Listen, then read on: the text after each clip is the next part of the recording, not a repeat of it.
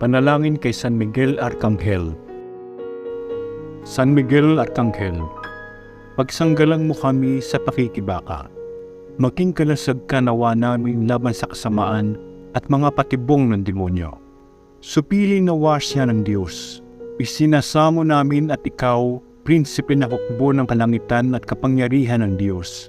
Itaboy mo sa impyerno si Satanas at lahat ng ibang masamang espiritu na naglilipana sa daigdig, hangad ng kapahamakan ng mga tao. Amen. O Jesus, patawarin mo kami sa aming mga kasalanan.